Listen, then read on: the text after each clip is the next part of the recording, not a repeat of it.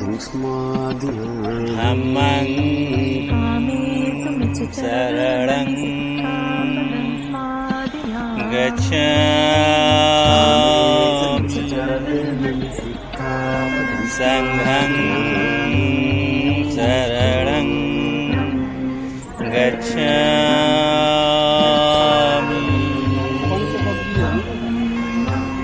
जिस प्रकार से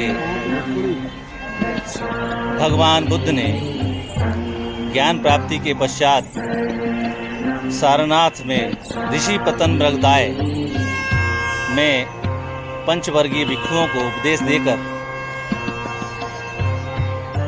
अपने ज्ञान को फैलाने के लिए, धम्म चक्र को फैलाने के लिए, धम्म चक्र को गतिमान करने के लिए उनको ज्ञान दिया था और उपदेश दिया था। इसी श्रृंखला में आज हमारे इस बुद्ध विहार मंगलारती लाइन पर टुंडला जनपद फिरोजाबाद से भी उपासिकाएं यहाँ पर संकष्ट नगरी में संकिसा में आ चुकी हैं, जहाँ पर इस बोधि वृक्ष के नीचे इनको कुछ पल बिताने का अवसर प्राप्त हुआ है और ये वही ध्यान साधना में आज तल्लीन है। जब भगवान बुद्ध को बोधि वृक्ष के नीचे बुद्धत्व की प्राप्ति हुई थी, उनको ज्ञान की प्राप्ति हुई थी, जहाँ पर आनापानसती से लेकर विपस्सना में अपने शरीर की अंतर्मन की यात्रा में उतरना होता है। इसी प्रकार आज ये भी उपासिकाएं अपने शरीर के अंतर्मन की यात्रा में आज यहाँ तल्लीन नजर आती है। जय भीम, नमो बुद्धाय। आज हमारे बीच में परम आदरणीय भीम प्रकाश जी दिल्ली से चलकर यहाँ आए हुए हैं, जिनका हर वर्ष इस संकिसा में आगमन होता है। आज मैं उनसे जानना चाहता हूँ कि आपको आज इस पावन धरती पर जो बुद्ध के अवतरण दिवस के अवसर पर जैसे कहा गया है कि यहाँ बुद्ध अवतरित हुए थे, तो यहाँ आखिर किस लिए आप आते हैं और कैसा यहाँ पर लगता है? आज के दिन यहाँ पे आके मन को सुकून मिलता है, महसूस होता है कि कभी बुद्ध यहाँ पे आए थे, अवतरित हुए थे या ज्ञान दिया था उन्होंने। आज के दिन यहाँ पे बहुत अच्छा लगता है, मन को सुकून मिलता है, सभी लोगों के साथ मिलके अच्छा महसूस होता है।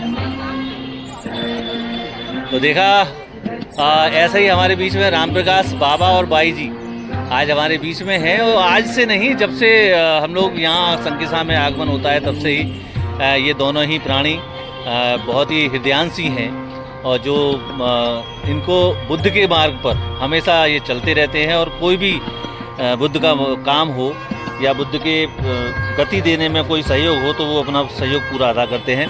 श्रद्धेय बड़े भाई राम प्रकाश बाबा, जिनको बाबा के नाम से जानते हैं, कैसा लगता है आपको यहाँ पर? यहाँ पर आकर हमको बड़ा सुकून महसूस होता है कि हम बुद्ध की एक धारा पे आए हुए हैं और हर साल हम आते हैं, हमारा पूरा ग्रुप ही आता है और हमको यहाँ बहुत अच्छा लगता है। इसका कोई हम उसके बयान नहीं कर सकते। बहुत सुंदर। ऐसे ही हमारे बीच में बाई हैं, बाई नहीं है मतलब बाबा हैं, बड़े भाई तो बाई हुई, उनके घर से धर्मपत्नी है जिनका नाम आप लोग भली भांति जानते होंगे, श्रद्धा मुन्नी बौद्ध जी, जो एक सामूहिक बुद्ध वंदना, धम्म संघ की वंदना हो प्रतिदिन बिहार पर अपना करते रहते हैं और सबका मंगल हो रही, सबके लिए मंगल कामना। भाभी जी, आपको यहाँ आकर कैसा लग रहा है? सबको जय भीम, नमो बुद्धाय। यहाँ बहुत अच्छा लगा संकिसा में आके, क्योंकि यहाँ पे बुद्ध आए थे और अपनी मौसी को प्रवचन दिए थे। इसी के उपलक्ष्य में सभी लोग यहाँ पे आते हैं। बहुत सुंदर। और ऐसे ही अब हमारे बीच में हमारी पत्नी भी हैं, विजय बौद्ध जी, जो हर वर्ष मेरे साथ हमेशा आते रहते हैं यहाँ पर। आपको इस पावन भूमि पर आकर किस प्रकार का सुकून मिलता है और कैसा लगता है? सबसे पहले सभी लोगों को जय भीम, नमो बुद्धाय। यहाँ संकिसा में हम लोग आते हैं, बहुत ही अच्छा लगता है। यहाँ सारा परिवार मिलता है, बुद्ध परिवार मिलता है और यहाँ भगवान बुद्ध ने अपनी मौसी को ज्ञान दिया था, बहुत ही अच्छा लगता है। बहुत सुंदर। अब मेरा एक वक्त हो चला एक छोटे से ब्रेक का। ब्रेक के बाद में फिर और भी ताज़ा तरुण खबरों के साथ मैं आपसे रूबरू कराऊंगा। तब तक आप मुझे दीजिए इजाज़त, क्योंकि अभी सभी लोग अपना पानी जलपान ग्रहण करने के लिए जा रहे हैं दूसरे मंदिरों पर, दूसरे बुद्ध विहार पर। और यहाँ का नज़ारा बेहद ही खूबसूरत और बहुत ही रमणीक स्थल है। इसका नाम है संकिसा। रमणीक जैसे कि रमणीक स्थल है और यहाँ पर भाभी जी रमण करने के लिए बैठ गई हैं। कैसा लग रहा है आपको यहाँ पर? बहुत अच्छा लग रहा है। हैं? थक तो नहीं गए हो? नहीं थकी। सही बताओ, सही बता रही। कैसे मालूम बैठ तो गए हो? आप बैठेंगे नहीं तो तुम फोटो कैसे लोगे मेरा? कैसे बताओगे कि हम बुद्ध बेच के नीचे बैठे हैं? अच्छा, हम कैसे बताएंगे? हमें क्या मालूम, हमारे तो ऊपर सर पे पहले ही से छाया है मेरे ब्रजवोशी की। ऊपर ही भी छाया है। धूप है, धूप है। अच्छा, छाया तो होती है। हाँ, नहीं, कभी धूप तो कभी छाँव, इसमें क्या जीवन ही है धूप छाया। और बहन जी भी हमारे बीच में हैं, आप देख सकते हैं। अपने टूंडला से चलकर इस संकस नगरी यानी कि संकिसा में, जहां हमारे अध्यक्ष जी दिवाकर सिंह जी भी मौजूद हैं। दिवाकर सिंह जी जय भीम। आप लोगों का पोस्ट खींच के लिए वहाँ तो कोई वो नहीं हो गाइड। बहुत ही रमणीक स्थल है ये संकिसा नगरी है, जहाँ पर प्रतिवर्ष शरद पूर्णिमा के दिन इस दिन बहुत बड़ा मेला निकलता है। और यहाँ पर जहाँ कहा जाता है कि तथागत बुद्ध जो है अवतरित हुए थे, उस जगह पर वहाँ पर परिक्रमा मार्ग भी है और वहाँ धूप बत्ती, अगरबत्ती, मोमबत्ती आदि लगाकर पूजा वंदना की जाती है। सामूहिक बुद्ध वंदना करने के पश्चात में यहाँ जितने भी बौद्ध मंदिर है या बौद्ध मठ है या बुद्ध विहार है, उनका भी अवलोकन करके और हृदय एकदम परिवर्तित हो जाता है और प्रफुल्लित हो जाता है। ऐसे ही आज हमारे बीच में तमाम साथी मौजूद हैं। इसी कड़ी में हमारे दिवाकर सिंह जी, आज आपको इस नगरी में आकर कैसा लग रहा है?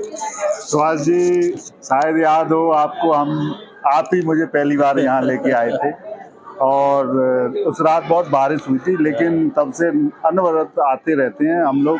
और हम कल के आए हुए हैं और संकिसा के साथ साथ हम रात से रुके हुए हैं। सारे बुद्ध विहार और सारा दर्शनीय स्थल है और देखने लायक है। और जो भी विहार बनाए हैं वो वाकई में बहुत ही अति सुंदर हैं।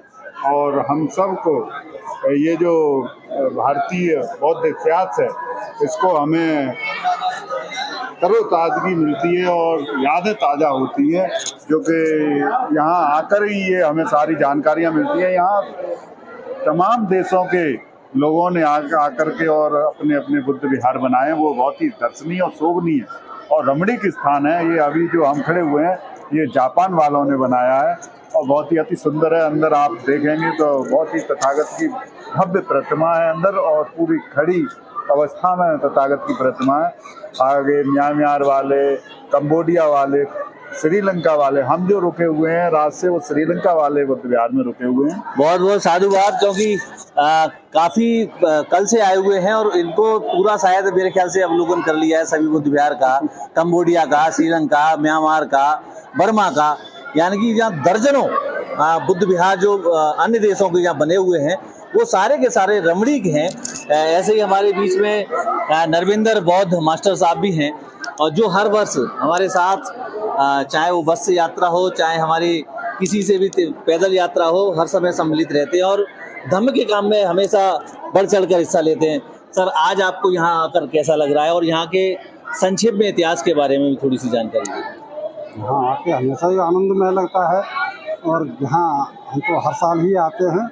तो बड़े यहाँ बुद्ध विहारों के दर्शन करके वास्तव में आनंद को प्रतीत होता है और एक विशेष सुख के अनुभव की अनुभूति होती है।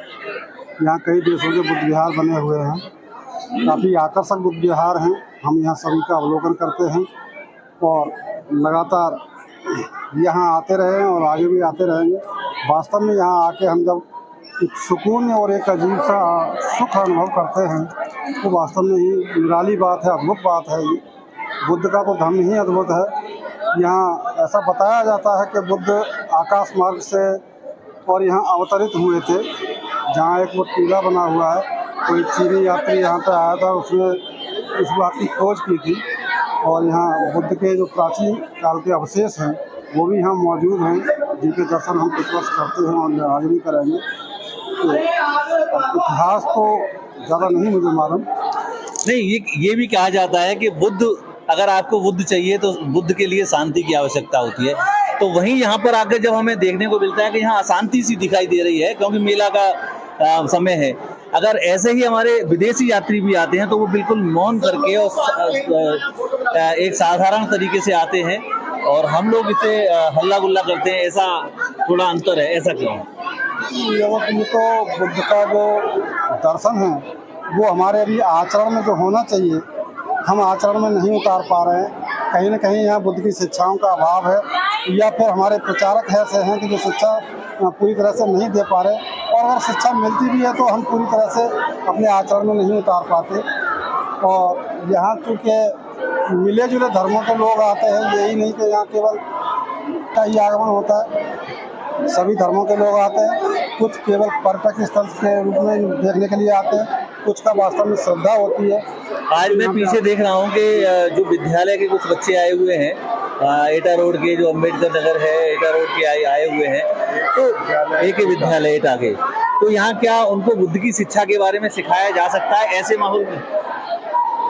बुद्ध की शिक्षाएं तो इस तरह के माहौल में नहीं सिखाई जा सकती, लेकिन हाँ थोड़ा इतिहास से जरूर परिचित कराया जा सकता है बच्चों को, और दर्शनीय स्थलों को दिखा के एक विशेष परिचय दिया जा सकता है कि बुद्ध से परिचित हों। शिक्षाएं तो आप जो समझते हैं वो कैडर कैंप और स्कूलों के माध्यम से ही मिलेगी। अब इस तरीके से तो यहाँ केवल प्रचार और प्रसार है। बहुत बहुत साधुवाद, बहुत बहुत धन्यवाद।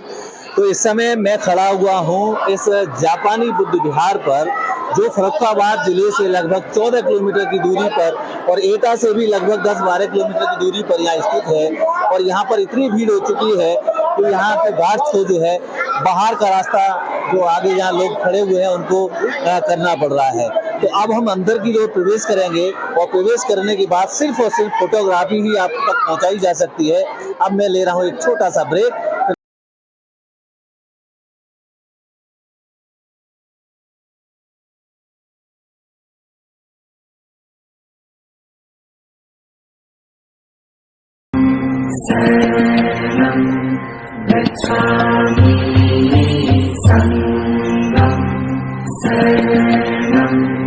गच्छामि